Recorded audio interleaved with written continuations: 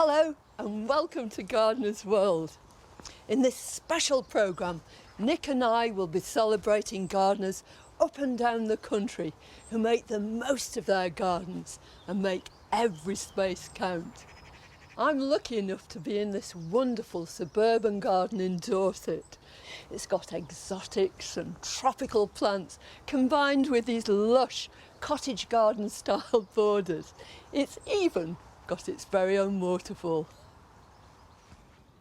And if you garden in a town or a city like me, it's important that you make use of every square centimetre of space. Now, this is my garden and I want to share design tips on how I've planted it to ensure there's colour and interest throughout the year. And we'll be meeting gardeners around the UK who are growing in front gardens, back gardens, balconies and even boats and beaches to discover how they've created gardens in these most unexpected of spaces.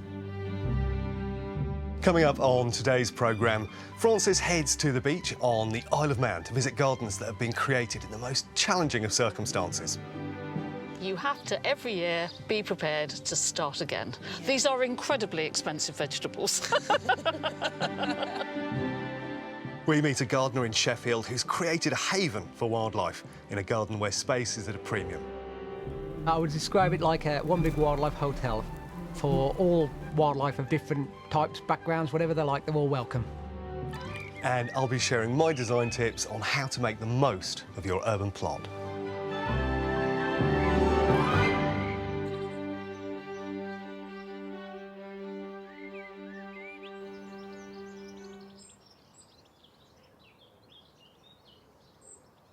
Well, here in Dorset, I'm in the midst of the most magnificent garden, absolutely packed full with all sorts of plants, all sorts of different areas. Talk about making every space count. And believe it or not, this garden has been created over just 6 years by Mike and Sylvia Cooper. It's a work of art.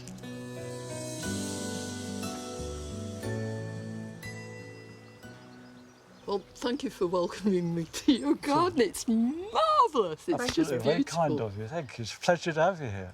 So, how would you describe your garden in terms of style, Sylvia? Cottage garden meets tropical, I think. Right. Yes. Yeah. And lots of stages in between. Yes. I mean, it's very relaxed. It's very informal Yes, sort of yes. planting, isn't it? That's what you want in a garden, don't you, to relax? Yeah, and you want enjoy your yourself. plants to look as though they're enjoying themselves. Yes, yes. I think we wanted to achieve rooms without having clear division between the plants. So, how do you make every space count? I think we tried to pick the right plants for the right places. So plants that like nice sunny position, bed on the left side there, mostly perennials. Other plants that like it a little more shaded, we've put on the other side of the garden to try and get the best out of every individual plant. How important is wildlife to you? Very important. We've got snakes, frogs, toads, newts. Yeah? We do see the heron a lot. Do you? You actually get a heron in there? I love seeing them, but I absolutely hate him because he's eaten so many of our fish. Yes, a very fat heron. I'm surprised he could take off. We are. I can see lots of annuals, so you must be very, very busy earlier in It the year. is, yes. You can't move. In the greenhouse, Yeah, well- potting shed, everywhere, aren't they? Yeah, once we start, usually towards the end of February, then it's full on then right through to the end of summer. Well, it's utterly glorious. I want another look round. Please help yourself. Yes.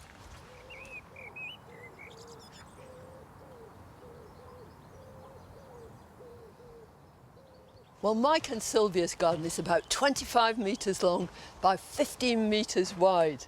But if, like Nick, you live in a city, then your garden space is liable to be much more challenging.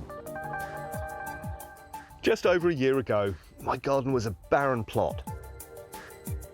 But in just 15 months, I'm thrilled by how well it's established. Many of the plants were grown from seed, and I've thought very carefully about every aspect of the design. One of the key components for me was this pergola. I've grown 2 different vines over it. This is an edible, which should hopefully provide me with decent grapes by the end of the season. And then I've grown an ornamental vine at the end called Vitis cogneti. Come autumn, they will take on the most fabulous colours. Oranges and yellows here, and then reds from the Vitis cogneti. Now, the vines are pretty rampant. I mean, both of these will probably put on 2 metres or more per year. So I'm tying them in to make sure they head where I want them to. Hopefully, autumn, they'll have met in the middle. Not only do these vines provide me with privacy, they also act to divide the garden. And by breaking up a small space and creating mystery and allure, you end up suggesting that your garden is bigger than it really is. I've also paid close attention to my boundaries. The garden's 10 by 11 metres with relatively high fences on the outside. I've painted this fence the deepest blue. In fact, it's virtually black. But what I love about it is that the greens look greener. They're more lush and more radiant. And then the crazy mix of flower colours I've got really pop. And beyond my boundaries, I've tried to make the most of features outside of the garden. So the sycamore back here is at least 50 years old. And so by growing the vines across the top of the pergola, I get that foliage blend into the wider landscape. My plot might be sheltered, but what if your garden is exposed to the elements? Well, before the pandemic, Francis went to the Isle of Man to meet a group of intrepid gardeners who take gardening on the edge to a whole new level.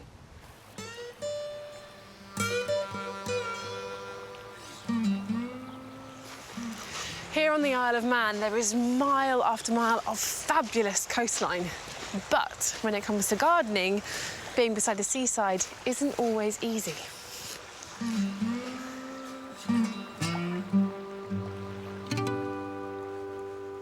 What I love about gardening is not just the thrill of seeing something growing well, but the challenge of getting it to grow at all.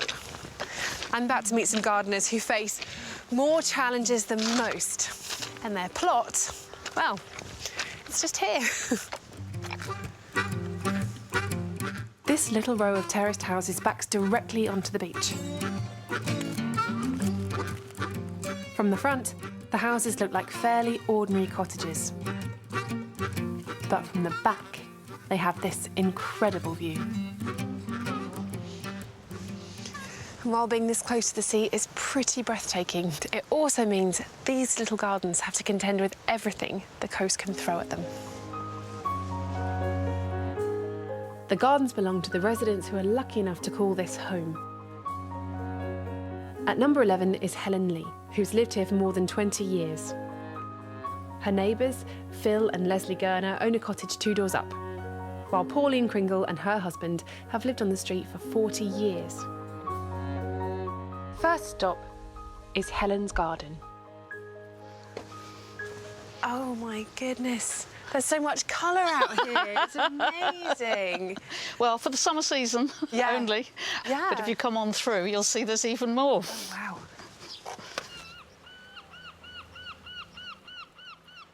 You're always taking over the beach, aren't you? We are playing King Canute here. What have you got? So it's really it's in 2 halves. So there's broad beans, potatoes, cabbages and cauliflowers, chard, and then onions. So there's red onions and white onions. So that's about a year's supply. That's you're sort of self-sufficient in a lot of vegetables. It can. Even here. The sea must actually come right up to here sometimes. Sometimes it comes in a storm, but you can see there's quite a steep shelf here. But basically, if it comes up, it flattens the compost. You start from nothing once the last spring tide is finished, and then I bring in compost, topsoil, manure, fork it all over, and it's just brown out here. and that's it. And then slowly start planting. So I used to live by the sea myself, so I know that every winter everything would die, and even if something self-seeded, the seedlings would be killed off in the storm. So it really is just starting from scratch each year, isn't it? Yeah. You have to, every year, be prepared to start again. Yeah. These are incredibly expensive vegetables. Not just in terms of compost, but in love, labour, sweat, whatever. So every year you start with a new burst of optimism. So gardening here is as much about your own internal resilience as it is about the planting. You've got to be determined. But you get the reward. It's lovely. Hi, Phil. Hi, Leslie. Hi, Francis. Phil and Leslie have lived here for 23 years and have seen their fair share of weather. It's idyllic here today. It's hard to imagine what it must be like when there's a storm actually happening, isn't it? Yes, yeah. Completely different to in the winter when the storms hit. In 2014, one of those winter storms battered the coastline, and Phil caught the drama and devastation on camera.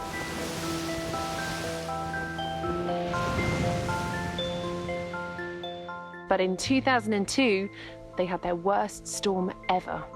We had a huge storm, and that basically destroyed everything. Everything that's here, there was nothing left. Basically, all the grass was just covered in stones. It tore everything out. Yeah. That's our worst one. Storms is actually what brought this community together and got you sort of working on this as a big cooperative, isn't it? That's right, yes. Yeah. The rebuilding was a communal effort to give ourselves somewhere to grow stuff and get together and get it back again. A whole load of us coming up with wheelbarrows all up and down the path here. Really? Yes, for about 3 days. You've just got to get on with it. And that's what we all do. We all come together and help each other. But you're real plants people, aren't you? It's not just the lawn. Back in there, you've got loads of beautiful flowers and on huge spikes that are still standing, even in the wind. Yeah, even in the wind, which we've had plenty of this year. Now, I love the lupins and my delphinium, which I planted last year because my mum wanted it. And I really thought it wouldn't survive the sea salt and being on the beach.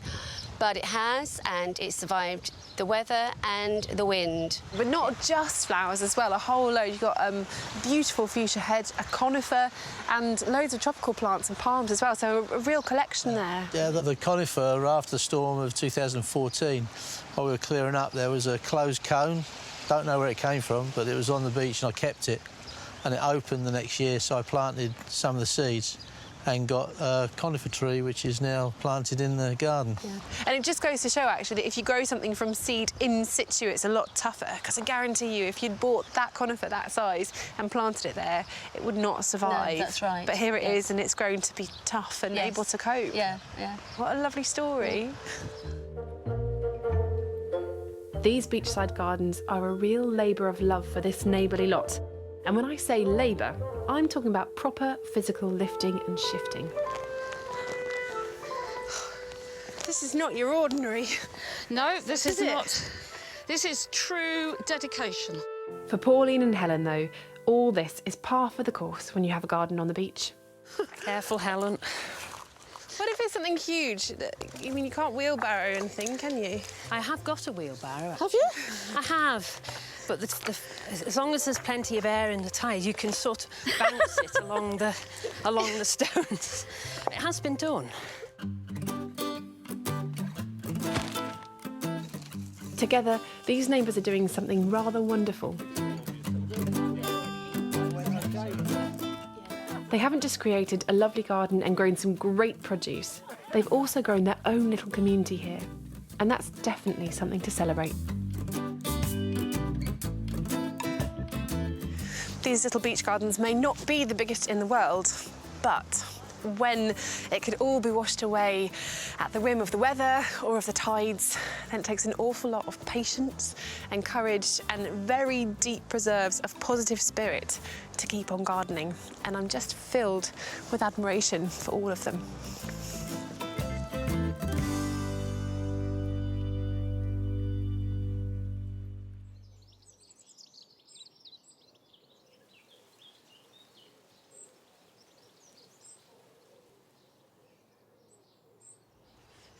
I think what I love more than anything about those beach gardens is this terrific sense of community that comes across. Everybody helping each other. Well, you don't need a beach garden or any sort of a garden if you're going to grow plants successfully. Pots and containers are a wonderful place to grow all sorts of plants, as beautifully illustrated here in Mike and Sylvia's garden on this patio. Well, I've got the opportunity to help Sylvia to plant yet another pot. It's so exciting.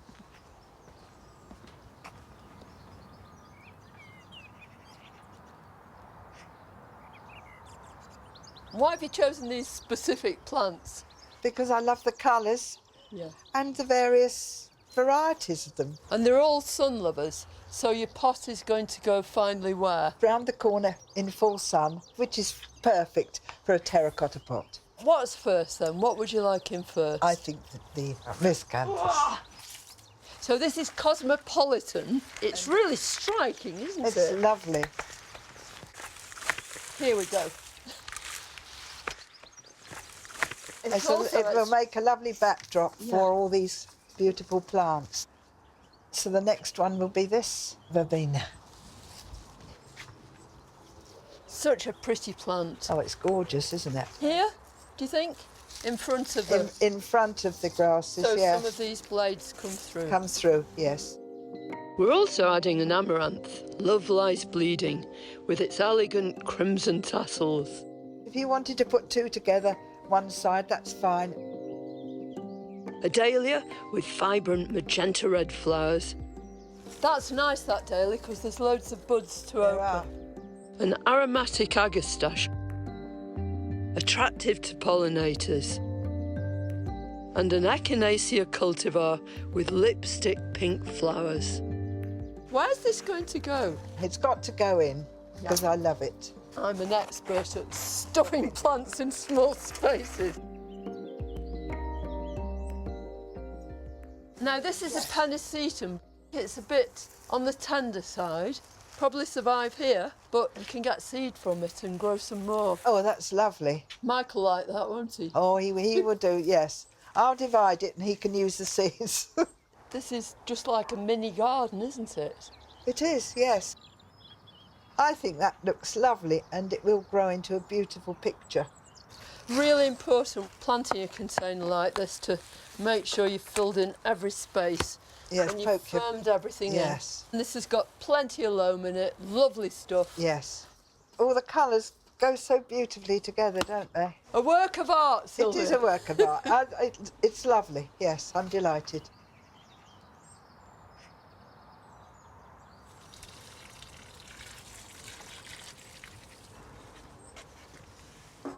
So, I think it looks pretty good, and it's going to go on getting better and better. But right now it's time for our first view of video, and this one is from Shara Joy, who's found a very interesting way of indulging her passion for gardening, though she's not even on terra firma.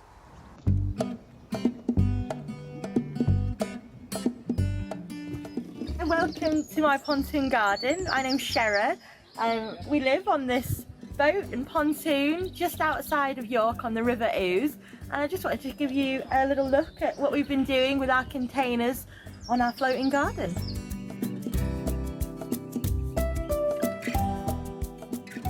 We love to use baskets and things that we have lying around to plant up. So these beautiful forget-me-nots are coming out of this old basket. We've used these chairs just to bring a bit of height to the garden. We just bought this clematis earlier this year and it's doing quite well, a nice early flower, but it seems to be climbing again. So our hope is that that's going to go all along the trellising. When we first bought the boat, it came with this pontoon, and although the structure was very sound, it was in a really dilapidated state. So we've added to the structure, redone the walkway, put on these posts and lovely rope details, and then just added willow backing. And then, of course, we've had so much fun bringing all our containers on and building our garden up around that. So welcome aboard our home, the Arctic Skewer. This is my conservatory, my greenhouse, it's my everything. This is where it all starts. And my sunflowers have really taken over. We absolutely love living out here on our floating home. But for us, the most magical time of day is first thing in the morning, waking up, making that first cup of coffee and just coming out to sit down, taking in the view and the tranquility. Nothing beats that.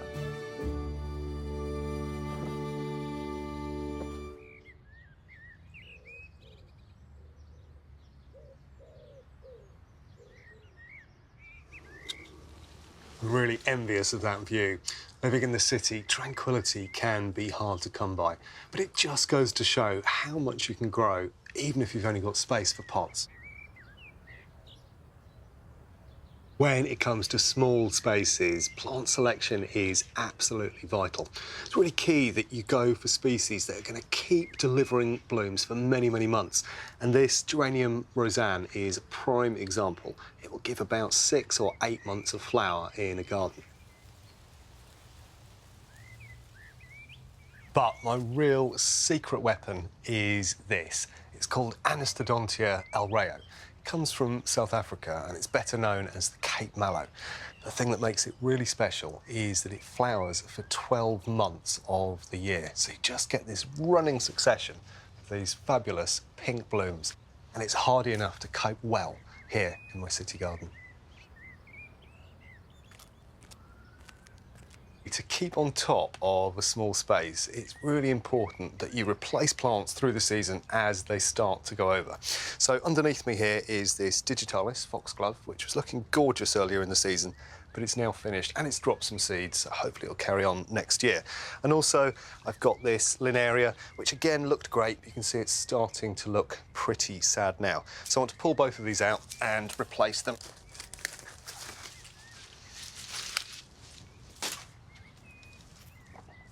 And what I want to do is to put in a grass which is going to create great show all the way through summer, autumn and into winter. I have this particular favourite plant called Miscanthus nepalensis. Here it is. What's so special about it for me is that it has these gorgeous seed heads now, and this lovely burnished gold tone gets even better. And extraordinarily, it will hold on all the way through until spring. So all I need to do is fill the soil back in around the edges. And don't be afraid to get your boot in if you're planting larger specimens like this. Give this a bit of an open up. Make sure all the blades are nicely natural. And there we go. Beautiful Miscanthus, bringing extra colour and texture to the garden.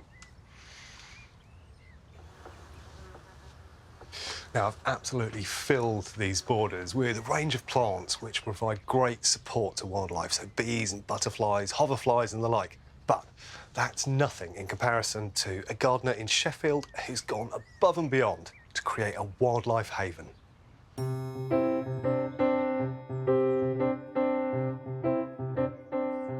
I decided to build a garden like this because I wanted to make a place where wildlife can live in the city. I would describe it like one big wildlife hotel for all wildlife of different types, backgrounds, whatever they're like, they're all welcome. I'm George. I live in Sheffield with my wife, Sophie Stenton. It's an end terrace house. It's not got a big garden, it's got a small courtyard at the back, and then we're lucky to have a side part of the garden, but it's still only about 2.5 metres across. I've made every bit of use of it as I can. Well, gardens have always been a good strong point for wildlife, but more and more people are using plastic grass, concrete in it, but it's like that last little bit of refuge that there is, it's getting less and less, but it's not difficult to do both. You can have it low maintenance and a bit for wildlife. It's not hard to do. Profession is a firefighter. I work for South Yorkshire Fire and Rescue. Been doing that for 12 years plus 4 years in the RAF as a firefighter, because it's shift work, so obviously you do unsocial hours, but then I also get time where I can create and make things.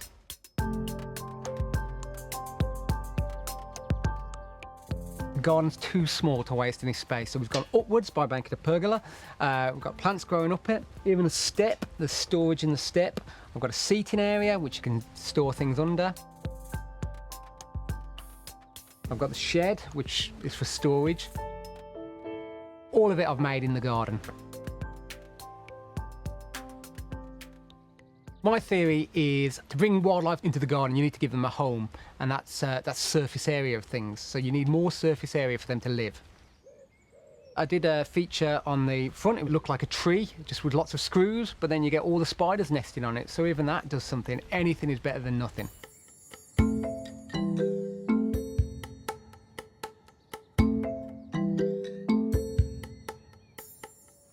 So this is a bug house fence. I had a fence already, which did the job, and it was fine, but I try and give nature a home wherever we can in the garden. It's basically a hollow construction, it's got mesh either side, and then you just fill it. So you've got cardboard here just rolled up. This is an old Christmas tree. And the idea is that all this ivy is going to grow through eventually, and eventually you won't even see it, but whatever wants to live in it can live in it. Here you've got different logs, all different holes in.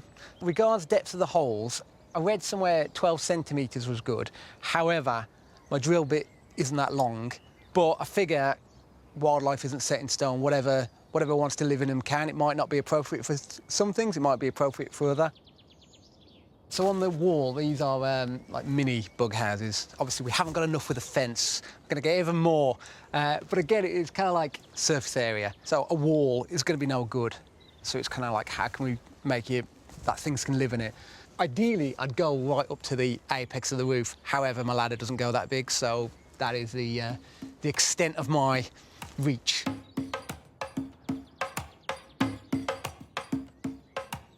So we're currently sat, I call it the green garage. It's a pergola, particularly for the bees. You've got loads of flowers, potato vines flowering just now. I've shoved things like a teapots into it as well, because apparently robins like teapots to nest in. I like being inventive. Water's always something we want to make the absolute maximum use of. So we've got the shed roof where it rains on. The water then pours off, and I noticed the gutters, well, obviously they were wasting, the water was going. So what I've done, if this is a down pipe, intermittently I'd cut halfway through, and then all you do, put a bit of gravel in, soil, plant it, and what happens is the rain slowly trickles down there, and then eventually it goes into the bottom, so it's making every last chance to use the rain before it disappears. I like the idea of growing vegetables and things like that, so I created the hydroponic. So all it is, it's just PVC pipe, and what I've done, I've drilled holes and there's like a washer here, and you can adjust the depth in each pipe by pushing the pipe further in or pulling it out. So when you first start growing stuff, you have it quite deep in there, and then the more full with roots it gets, you can bring it down so there's less water in it, so you can adjust it accordingly depending what you need. So here's an example of the roots. They're not particularly long at the moment, but if they get longer, they're more likely to block the pipe, so you just reduce the amount of water flow by making the pipe go lower. So we've got lots of creatures which live in here. Usually there's some frogs just under here. Oh yeah, we've got a big one. Hello. Water's essential for a wildlife garden. It can just be a bowl for birds to drink out of, but ideally you want a pond. And it doesn't need to be big, it's easy.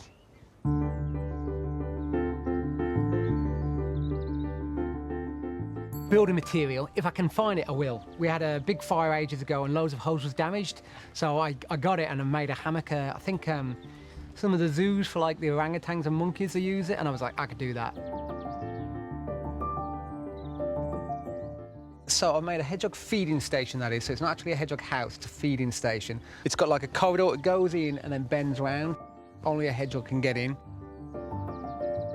The hedgehogs will come in, eat, turn around and go. And I've had to make it longer because the local cats, smaller cats, could manage to get in.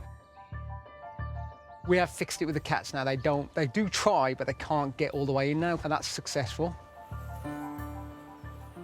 Built the shed. I have a beehive on the roof. I've used decking boards to make it extra strong, and it's got the reinforced wood underneath. The space up there was perfect for bees. It's nice in the sun. I'm smoking it just to keep them calm. Check them once a week to make sure they're all happy and healthy.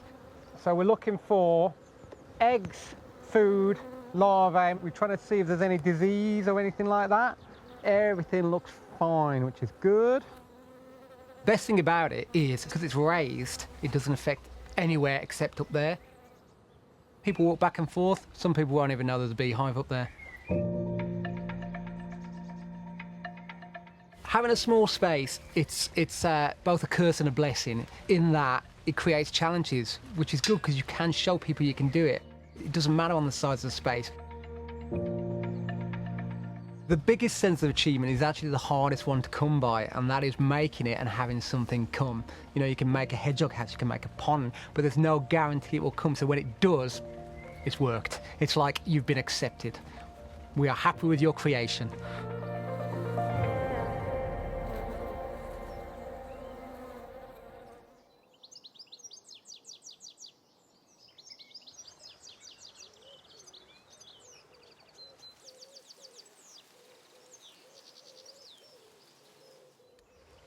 Well, what a brilliant and creative use of space that is.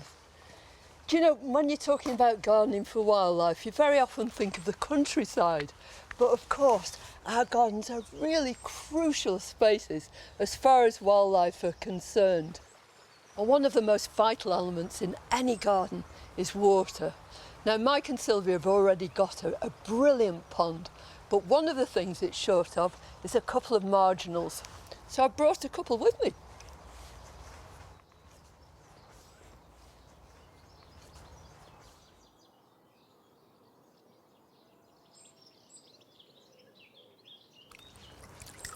You're busy as usual. Oh, I tried to be, Carol. Yeah, tried to be. Just keep things nice and tidy.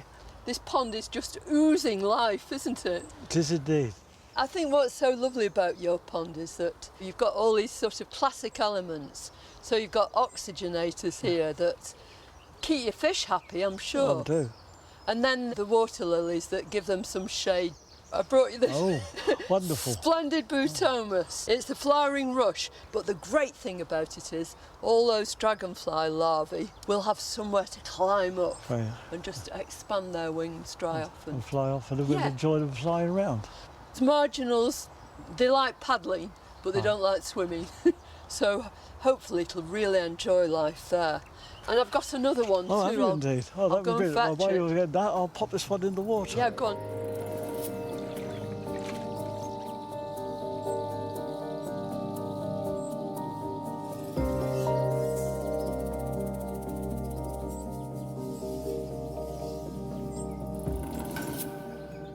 Even if you haven't got room for a pond the size of Mike and Sylvia's, you can still introduce water into your garden. Just a washing up bowl sunk into the ground is adequate. Now, still to come. We'll be meeting a gardener who's created an incredible garden with a very restrained colour palette. I love white flowers. The flowers really do shine, which is really lovely. And Joe visits a unique front garden where water is central to its design. You know, I love the way you sort of flooded the site with water, and it means that you can get these wonderful flag irises in all the way around, which add this beautiful vertical accent. But now for another one of your viewer videos, and this one is from a young man who's turned the tightest of spaces into his very own edible Eden. Hi, I'm Vincent and I'm 11 years old and I'm from Millbank in West Yorkshire. My garden is about 6 square metres behind our garage. But when we moved in it was very overgrown and it was full of bracken and brambles and nettles and things like that. So now we've turned it into this wonderful space which I like to garden in. So here I have my celery. And I love celery because it's a very versatile plant and it's very easy to grow. Also, it's very delicious. Here I have my courgettes. I've had them since they were little seedlings, and I have green and yellow ones, which instead of just growing one variety, I thought I'd grow 2. Now here I have my 2 tomatoes. They're very nice and I personally love tomatoes, but they're very easy to grow. Also, they give you a lovely smell. As you can see, my garden is very narrow, so we had to have a think. And then I had an idea. Why don't we use trugs? They're small and narrow and very efficient. And also, they keep all those cheeky slugs away from my veggies. Now, here's my rhubarb. I personally love rhubarb because it is a very nice addition to your apple and rhubarb tart. Now, here are my potatoes.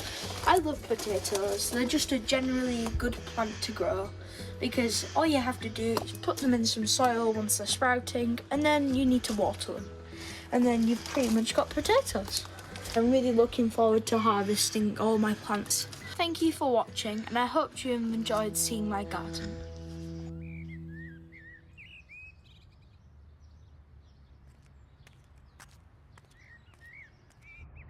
It's great to see Vincent making the most of his space to grow fruit and veg.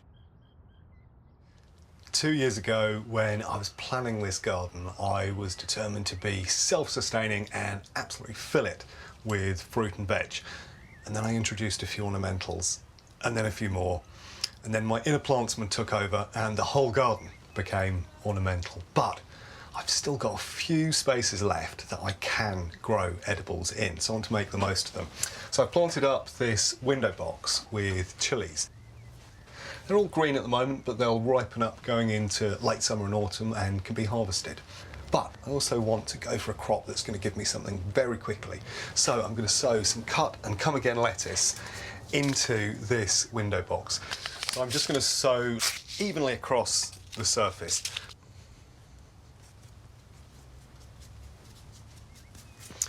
With that done, sprinkle some compost over the surface.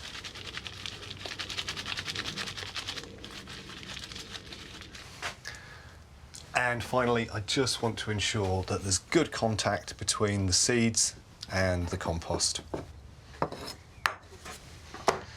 That's now ready to be watered, and it can sit on my sunny windowsill, and in about a month or so's time, be ready to harvest the first crop. I'll just crop those down with scissors, leave the other half.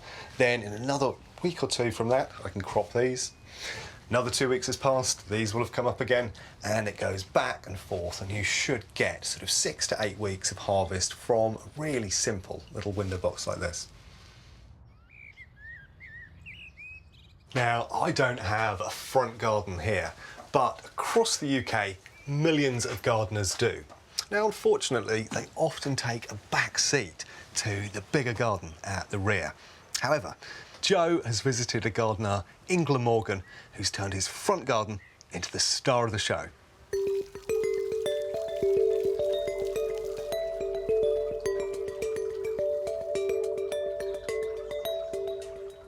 I've often wondered why front gardens don't get the same attention that back gardens do. Now, perhaps it's because they're functional spaces that you nip through to get to the front door, or they're somewhere to park the car or store the recycling bins. Well, today I've come to meet an extraordinary gardener who's done something really special to his front garden, and he's used every inch of the space. Hello, Richard. Feeding the fish. Professor Richard Weston is a retired architect and lectures at Cardiff University. Richard, this is absolutely gorgeous. Yeah, I mean, I love the way the light's working on the wall, and you sort of flooded the site with water, but you got so much planting in. But my first question is, you've got a back garden, so I've got to ask, why the front garden? A good question, but there's a very logical answer, which is it gets much more sun. And given that it's a close, there's very little traffic. Yeah. So it's very private and quiet. So what's the inspiration behind this garden? Well, it was partly practical. The ground falls 3 feet from the pavement, so that's quite a change of level.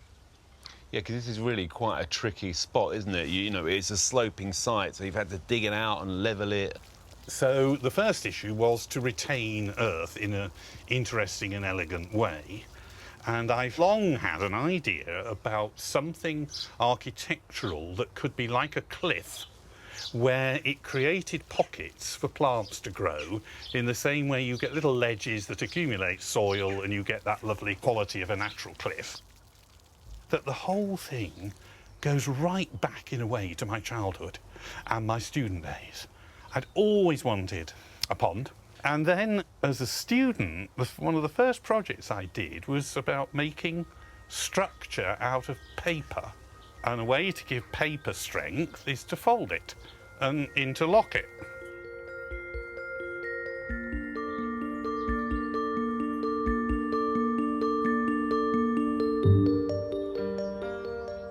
I really like this wall, but I also love the way you've left these little areas of planting. You've dotted the odd succulent in, and I love that little sempervivum, the one that's got the rusty tones that match in with the wall.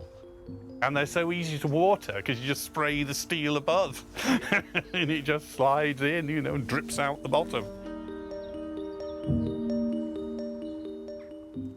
Was there a theme behind the planting here? Silver birch is probably my favourite tree from forever, but then it had to have lots of ferns because I just love ferns. They're so beautiful to me. And something I was taught was the virtue of greens in planting. But one key element is this marginal shelf set in the pond. You know, it's nice and generous, and it means that you can get these wonderful flag irises in all the way around, which add this beautiful vertical accent. A restricted palette, but it just feels that every plant is beautifully placed within this strong architectural framework.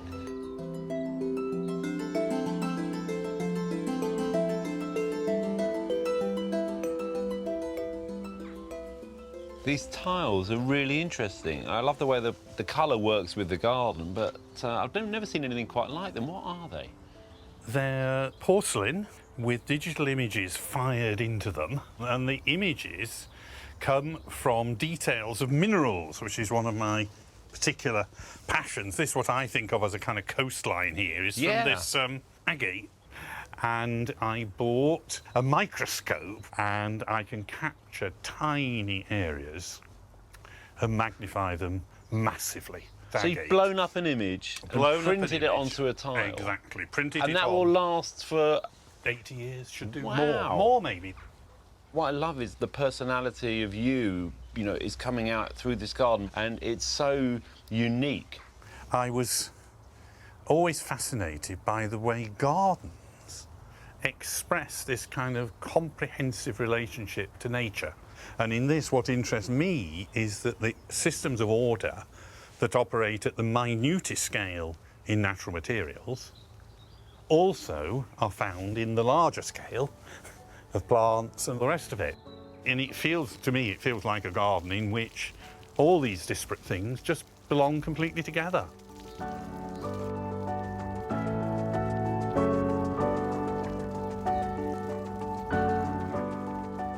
There's the science behind it, there's all the different elements that you've brought together, and it's been a real insight because it's not just a front garden solution, it's a very beautiful garden too. And it's got, you know, your interests and personalities layered through it. It's been great, thank you.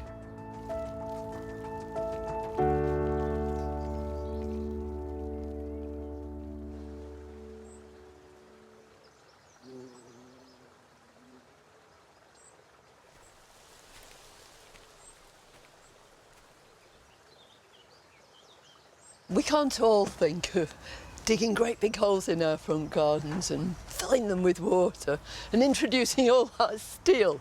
But that garden is so packed with original creative ideas.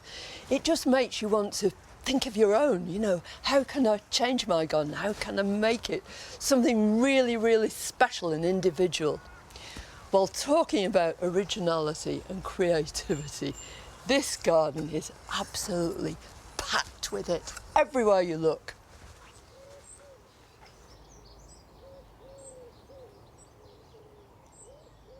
Well, this is one of my favourite bits. I think it's majestic, look at that. It's full of beautiful, beautiful, vibrant coloured plants. And When you look at it, you realise that absolutely everything in here can be grown just in one single season. So the dahlias you could get as tubers in the spring, start them off, get them into growth. The amaranths, the French marigolds, this wonderful tithonia in the background, all those can be grown from seed. Start them in February, prick them out, pop them on, put them in, and look at this magnificent display. Now, the other thing that this really teaches you is aim big. You know, this is something that could be emulated in almost any garden at all. You could scale it down crossways, but you could still keep that height, maintain that sort of volume too, so that you really create drama. And then, if you possibly can, do what they've done here. Make the bed so that you can walk around the back of it, so that you can get a completely new view.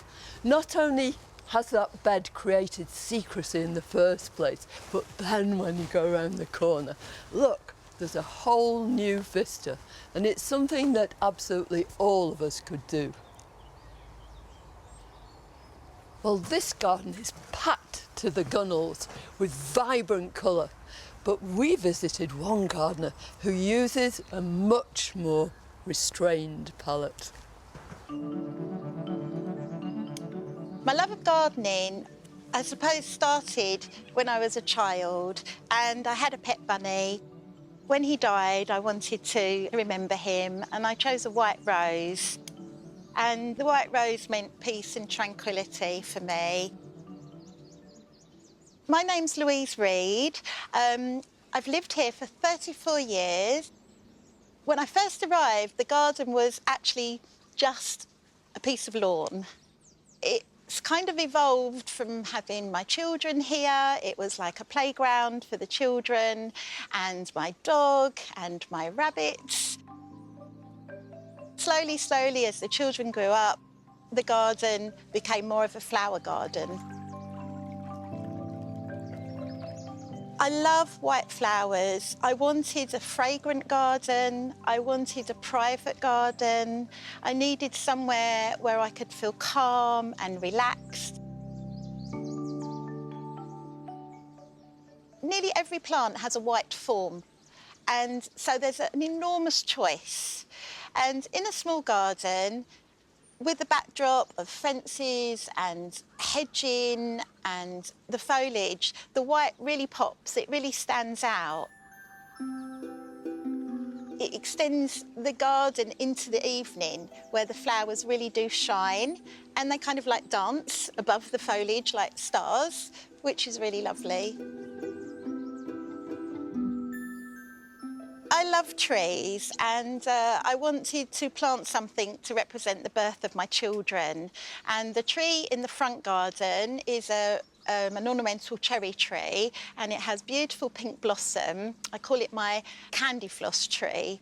And I actually bought it from Woolworths. It was 99p, and it was really basically a twig. And my dream was that as my children grew up, that I would be able to lay in my bed and actually see the blossom through the window. And I've achieved that. I've got a full variety of plants in my garden. I love tall flowers like delphiniums and foxgloves, but my favourite flowers of all are roses, particularly full-petalled, fragrance, old-fashioned varieties. I have probably 100 roses in this garden. I've lost count now. This is Wollerton Old Hall. It's a peachy apricot colour that fades to a creamy white, and it's highly fragranced with a myrrh perfume. Not all of my roses are white. I love the Pilgrim. This is a lovely creamy lemon colour, and it has a rosette form. It's not as highly fragranced as Wollerton Old Hall, but if you put it near where you're walking, where you can bend down and smell it, or as I've done by my swing bench, you get the full fragrance. I don't think after all these years I could live without my roses. I have suffered with my mental health. I suffer with anxiety, And unfortunately, I've had quite a few traumas in my life. And at the moment, I'm suffering with a very rare form of cancer. So the garden has actually been my sanctuary, and I love the full cycle of life, and it gives me meaning. And in the winter time, when it's difficult times, sometimes I look forward to planning the garden. It gives me real positivity for the future. Anyone who has a small space and would like a garden, I would say think carefully about what your needs are, how much time you've got, what your budget is. Don't try and copy somebody else. Make it your garden. I think in a small garden, you should be brave enough to go big. I've created this large pergola with this beautiful rambling rose, Rosa Seagull. It creates height, impact, and it's a haven for the wildlife. I have a beautiful Philadelphus and I've pruned it, so it's like a small tree. By adding bigger structures, you've got more choices for planting. I like to be quite extravagant, and I really like the ebbs and flow and different varying heights. I think this adds more interest, it adds more depth, even in a small garden. Opening my garden to the public has been a real experience, and I was really anxious at first, but I had a visitor's book and people wrote the most wonderful comments. And in the winter, when I'm a bit down sometimes, I read the comments and it boosts me again and inspires me to do more gardening and share it. My current rabbit, his name is Mr. Fleur. I let him hop around the garden under strict supervision. He likes sniffing and hopping around and having a bit of freedom, and he likes trying to eat my precious flowers.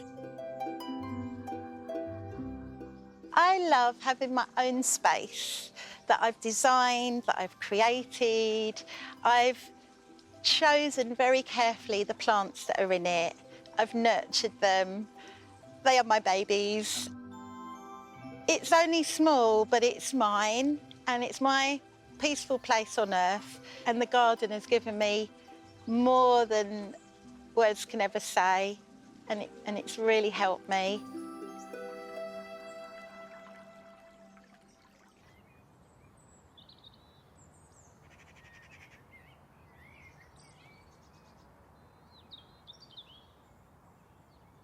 I know what Louise means about her plants. Now, one of the real advantages to growing in a small space is that you can pour all of your TLC into far fewer plants, give them more attention. And that's certainly the case with this Helianthus salicifolius, willow-leafed sunflower. Now, in truth, it really wants to be growing in blazing sun, but I wanted its height and its texture at the back of the border here, which is relatively shady. So I've gone through the slightly laborious process of staking each individual stem. And of course, I can get away with that because it's at the back of the border, so the staking can't be seen. Now, they're at about 6 foot now, and they'll go up to about 8 foot at the end of the season. And I think they're the perfect addition to add that soft, willowy texture to the back of my border. But what if you haven't got any garden space at all? Well, we received a video from Robin Anchorage in the US, who's shown that with a bit of love, a balcony can be more than enough space to create something really special. My name is Robin Anchorage, and welcome to my small space garden in Orlando, Florida. It's only about 4.5 by 9 feet, but I do get south and west sunlight. It is covered and does get wind, but I've figured out how to make the space usable. This is my first tip. Make furniture multi-purpose. This is my recycled pine wood worm vermiculture bin. It doubles as a table and is a way for us to recycle our food scraps in only a matter of months into valuable compost. In an urban space, drainage can be hard, so I use paving bricks to keep everything elevated to prevent dirt clogging. Pairing plants together in boxes or planters can be helpful in a small space. Less pots equals more room for things to grow. This mint in the front likes to spread and sends out runners. So I've paired all 3 mint plants in one planter to spread all they desire. After running out of floor space, I've used hardware store wire, 18 or 20 gauge, to anchor in terracotta pots to the slick metal railing. They can be anchored short or long to create a cool visual effect, as well as giving plants optimal room to grow and to achieve sunlight. Not to mention, it's aesthetically pleasing. Hopefully I gave you some tips and tricks that will help make your small space more usable.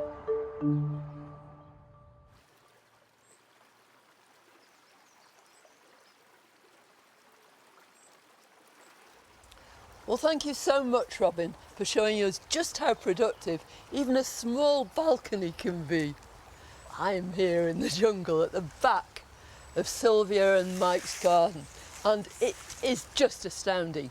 Packed into this small area, you've got huge tetrapanax, tree ferns, enormous miscanthus, and a waterfall to boot. The whole thing just feels lovely and jungly and intense. You're aware you're going to have all sorts of adventures in here.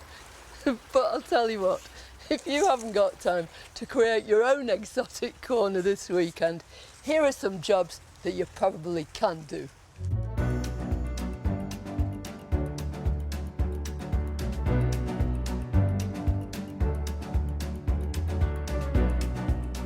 Ivy can be a great plant for covering a fence, and here I'm effectively growing it like a hedge on my timber fence. Now, after a summer season of growth, the ivy is starting to take over a bit. So now's the time to cut it back as hard as you like to keep it looking neat and tidy through to the end of the season and into winter.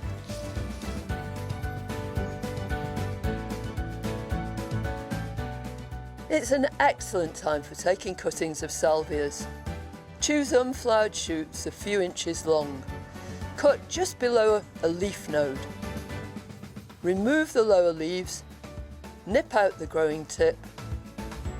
Place your cuttings around the edge of a clay pot up to the first remaining pair of leaves. Water well and put in a warm place out of direct sunlight. Spray them with water occasionally. Roots should be pushing through in a few weeks' time.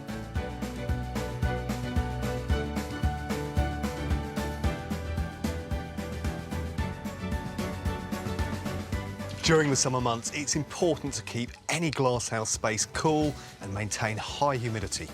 Water any stone, brick or concrete floors, prevent plants getting overheated, and to keep pests like red spider mite, which thrive in dry conditions, at bay.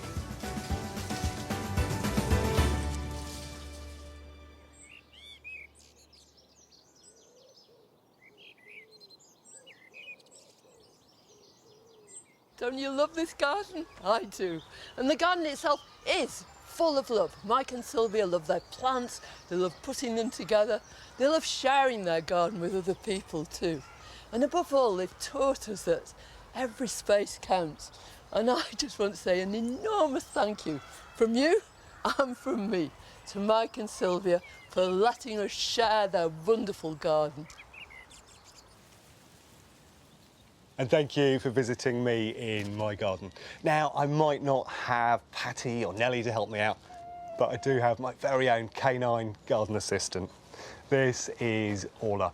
Well, that's it for this week. Monty will be back at Longmeadow next week at 8 o'clock. So until then, goodbye.